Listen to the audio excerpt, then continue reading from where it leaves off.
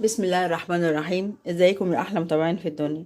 هعمل معاكم النهارده وصفه جديده واتمنى ان هي تعجبكم. معايا ملوخيه ناشفه، ومعايا عصير ليمون، ومعايا الملح والزيت بتاعي، واهم حاجه البصلايه الحلوه دي، ومعايا حبايه طماطم وفلفل حار، طبعا ده حسب الرغبه، ومعايا فلفل اخضر. مع بعض كده هنقطع الحاجات الحلوه دي مع بعض. نجيب القطاعه بتاعتنا ونبدأ نقطع الحاجات بتاعتنا. هنبدأ نقطع الطماطم بتاعتنا بالشكل ده. طبعا انا هقطعها مكعبات صغيرة بالشكل ده.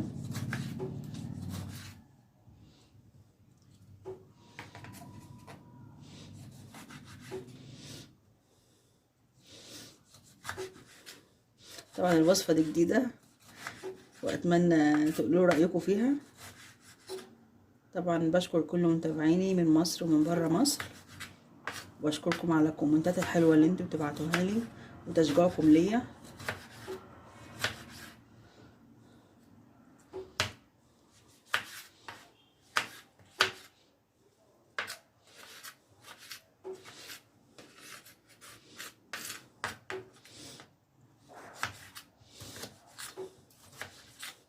ماما دود، انا قلت لك على الطبق ده قبل كده، قلت لي انت ما تعرفوهوش،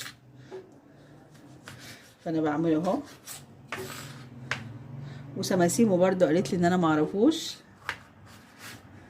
فانا حبيت اعمله قدامكم.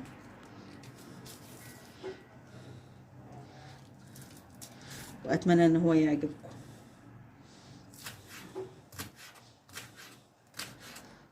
طبعا الفلفل ده حار جدا.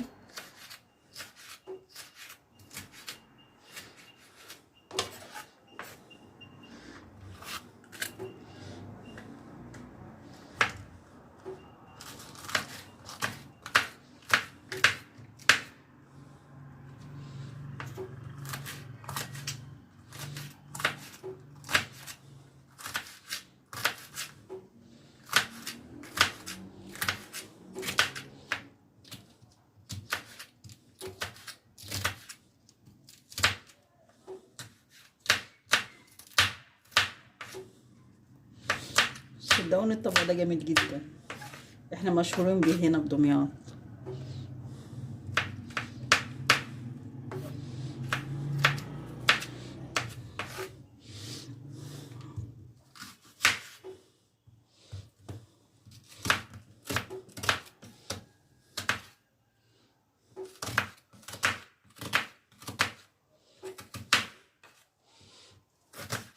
طبعا البصلة دي مهمة جدا في الطبق بتاعنا.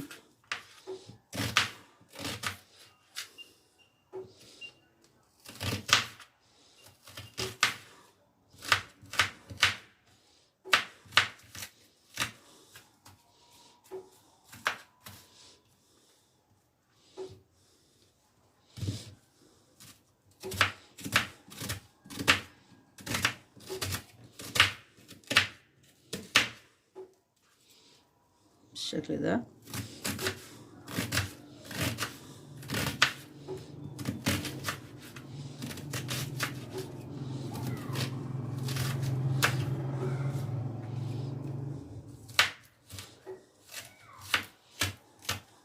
طبعا هنجيب البولة بتاعتنا بقى ونضيف الحاجات القمر اللي احنا قطعناها مع بعض دي كده بالشكل ده.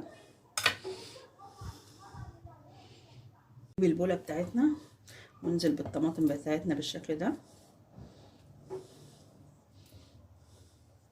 وبعدين الفلفل الحار بتاعنا والفلفل الاخضر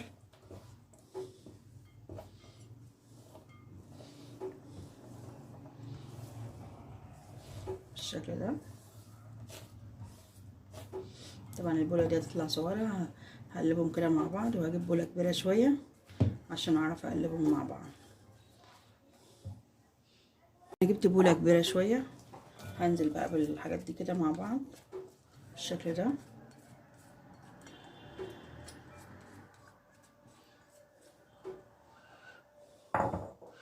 وبعدين انزل بعصير الليمون بتاعي،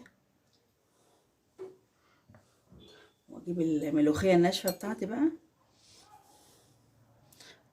بمعلقة تكون ناشفة، وانزل عليها بالشكل ده.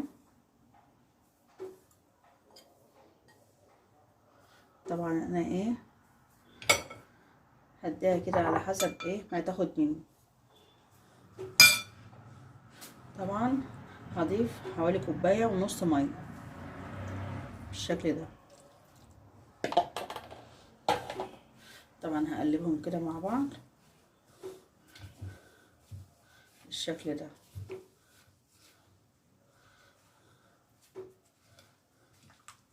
طبعا لو احتجت ملوخيه تاني هضيف. طبعا انا هحتاج برضو كمان لازم تكون المعلقه ناشفه معايا بالشكل ده.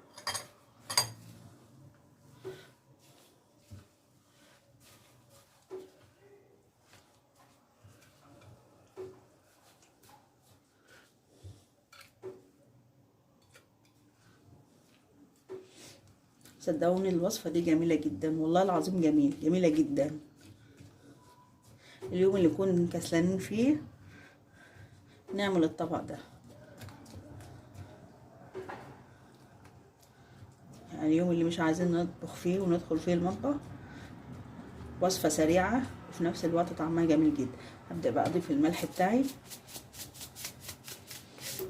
بالشكل ده.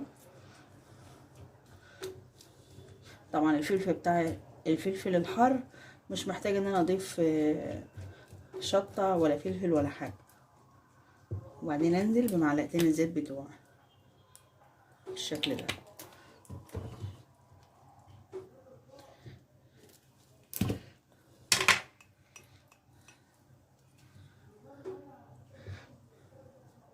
هنجيب بقى الطبق بتاعنا اللي هنقدم فيه ونشوفها كده مع بعض. التقديم بتاعي هبدأ بقى اغرفها كده بالشكل ده، احطها في الطبق بتاعي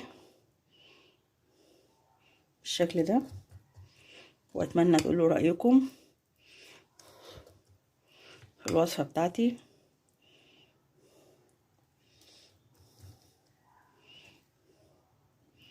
بالشكل ده. الطبق بتاعي اتمنى تقولوا رأيكم، وبشكركم على متابعتكم واترككم في رعاية الله.